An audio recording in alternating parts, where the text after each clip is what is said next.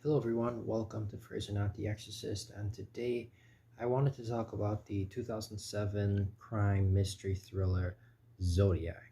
Now, this movie is one that I've been wanting to review for a little bit ever since I watched it because, uh, well, if if you know anything about the movie Zodiac, it's of course the star-studded cast with like Jake Gyllenhaal, Mark Ruffalo, Robert Downey Jr., and all of them. Uh, but of course, also because of how pretty much critically praised the movie was, because it wasn't much of a success at the box office, only making like $85 million on a 65 to $85 million budget. But nevertheless, it became one of the most praised movies of the 21st century, and many people would consider it to be a great example of great mystery and sort of like a neo noir kind of film in the 21st century. Some would even call it like one of the best films of all time, which is completely understandable.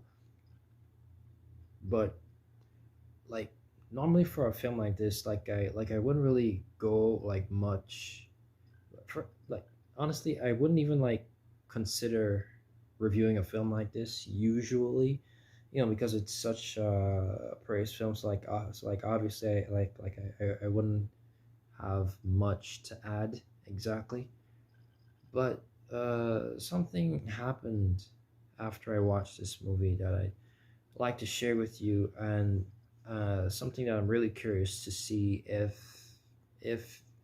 anyone else out there feels this way about the movie. All right, so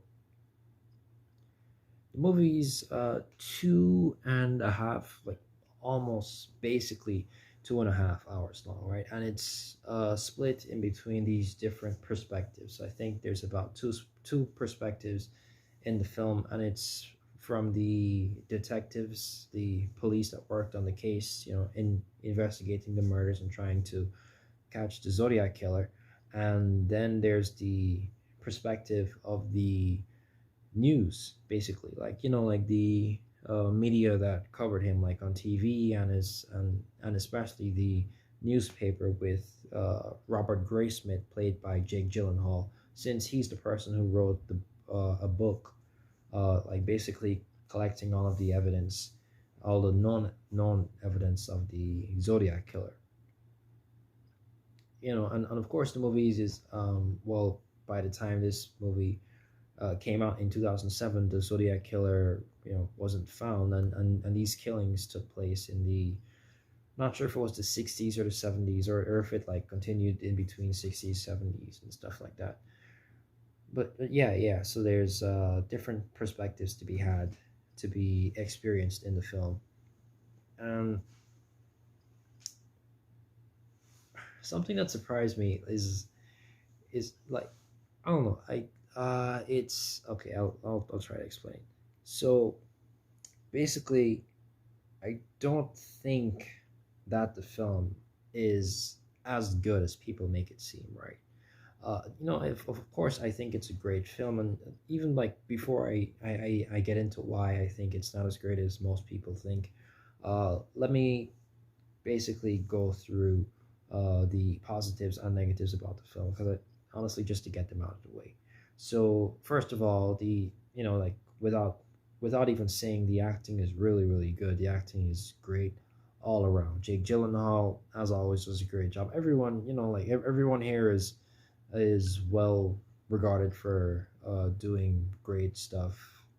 Like always delivering great performances in film. Jake Gyllenhaal, Mark Ruffalo, Robert Downey Jr., Anthony Edwards, Brian Cox, Elias Koteas. It's always nice to see Clea Duvall. It's always nice to see, what's her name again? Chloe Sevigny. I think that's how her name's pronounced, but yeah, Chloe Sevigny's in here, and she, like she always does a great job in everything that she's in. It's always nice to see her around. Right, so that goes without acting. Without saying. The pacing, I think, is also a positive about the film. With it being so long, it's nice to have different perspectives to sort of keep things fresh. You know, um, because it's I would imagine it that it's pretty hard to keep people's attention for almost 2.5 hours on a case that at the time wasn't solved, but they managed to pan the time out pretty well.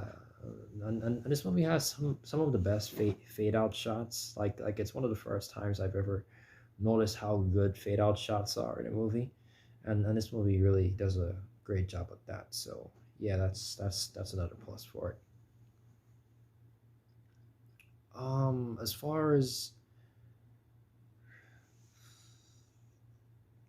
well, I guess a third positive would be the plot of the film, since well, just it's based on the actual like true crime. Obviously, it's on the Zodiac killer, so obviously it's interesting. And yeah, so that's about it. The acting, the pacing, and the story. Those are my three main like good points that I can think of right now. And basically, I do think that it's a good film, and that you should watch it for yourself. Honestly, it's a really good film. But something that surprisingly happened to me, because because before I even watched the movie, I couldn't help but notice how much praise it was getting, how highly praised this film was before I watched it. So kind of went into it with some expectations.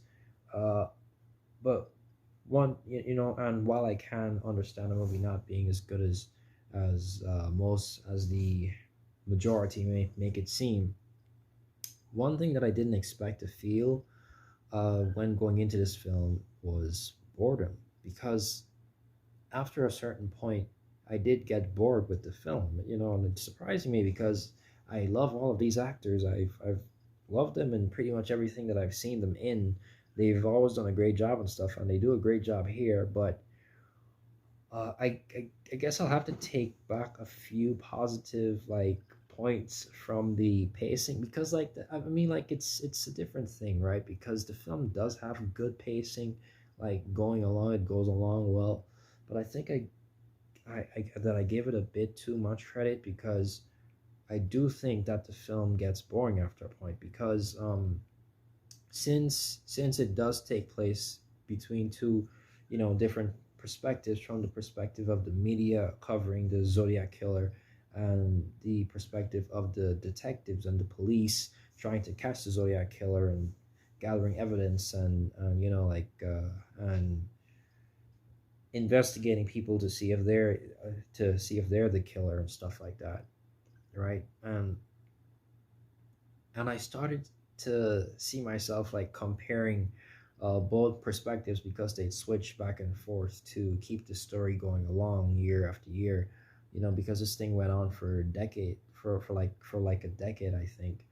um and and that's when I started just to see myself like shifting more along to the more police procedural detective side of things, like with primarily Mark Ruffalo as Inspector Dave Toshi, and Anthony Edwards as his partner, for uh, most of the time Inspector Bill Armstrong, right? And that sort of became my crux of why I liked the film that much to begin with, because after watching it I was like, okay, why is this good? What don't I like, or do like about it? And it came down to the performances and the story surrounding those two characters, with Mark Ruffalo and Anthony Edwards, because they do like sure, Jake Gyllenhaal and Robert Downey Jr. do a great job and all, but Mark Ruffalo and Anthony Edwards, their chemistry was just magnetic. It was just like it was honestly amazing. And it's not um like they're different, like they're contrasting people, right? But just seeing their bond and their it's like it's not a friendship per se, but it's like there's this, like like they need each other, kind of. It's like, you know like It's a guy thing. It's, it's like appreciating someone's company, and being happy that this particular person is by your side all the time, right? But not saying it and being like openly emotional about it and stuff like that. That's basically what it was in between them. And they, and seeing them try to solve the case and gathering evidence and stuff, and like help and just helping each other out and always having each other's backs and stuff. That's what drew me into the film, and that's what I found most interesting and most, and it's pretty much the best thing about the movie. Because as interesting and as captivating as the story of the Zodiac killer itself is, like seeing these two detectives go through all that they go through together, in those roles, is was the best thing about the movie, in my opinion. Like better, like even better than the like than the mystery part itself, Jake Jake Gyllenhaal's character, because they end up following him, since he plays the author who wrote the book collecting all of the evidence about the Zodiac killer. So it follows him for most of it, right? But for a significant part of the film, it's Mark Ruffalo and Anthony Edwards, and that's the best part of the film to me, because like as soon as their characters get introduced, I think it's like 50 minutes, or maybe even like a whole, I don't think it's like a whole half hour, but it's like a significant part into the film. It's at at least maybe 50 minutes into the movie, we see their characters get introduced, and as soon as they get on screen, they steal every single scene. Like they just like run the whole movie until their characters aren't needed anymore, and they kind of get pushed to the background. All right, because I just found their bond and their relationship so interesting, and so like magnetic, because they did such a great job in in their roles, um because it's like seeing these, be, because the movie takes place over like two decades, I think, right? And seeing these two cops work the same case, doing the same thing over and over again, dealing with the media meddling with the case and stuff like that, and just basically doing the same thing each and every single day and nonstop, just just growing together, was really captivating to me about the film.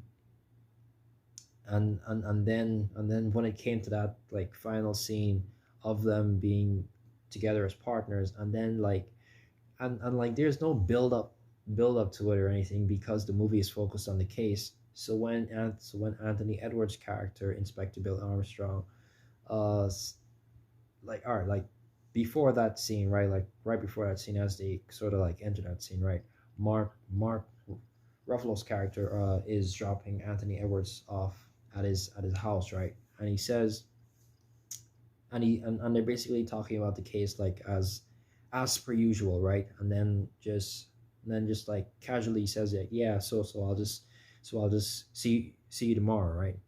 And then Anthony Edwards' character says, instead of just saying like, yeah, all right, like, right, he says, oh, I'm not gonna be working this case anymore, because I'm pretty sure like his character was getting moved to a different precinct, because he didn't want to work the case anymore.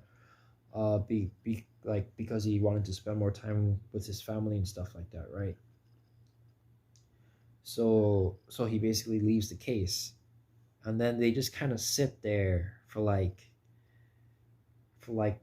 a solid like 10 seconds or something like that, or like maybe not even that long, but they just kind of sit there, right, sort of like stagnating it, and then it just kind of sets in to Mark Ruffalo's character's head that he's not going to see this guy again, right? And of course there's no like big emotional goodbyes or anything like that, or or like they or like they don't even thank thank each other for like helping on the case and stuff like that. They like he just kind of like I think he just like leaves his gun in the car and then just walks off, right? And then Mark Ruffalo's character just kind of stares at him for a couple of seconds and then drives away. But the performances were so powerful. That's like the best scene in the whole movie to me, and it has nothing to do with the mystery at all.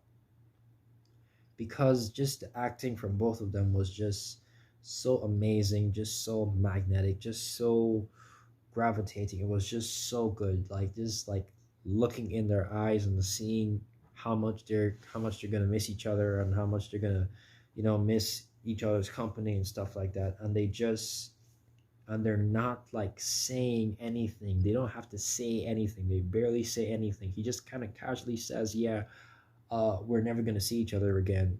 I'm done with this case," right?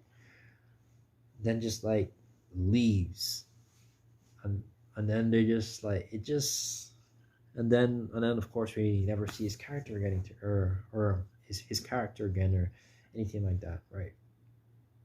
And then for the rest of the film that Mark Ruffalo's character is in, we can see him have this emptiness uh, within himself, like kind of because his partner's not there anymore. And then we see he's got this new partner, and it's kind of, and it's just not what it used to be, and it's like kind of left this sort of hole inside of him. But of course he doesn't talk about it or anything like that. No one talks about anything, but you just see it in their eyes, and that just makes it so magnetic, and just makes for such great scenes in the film.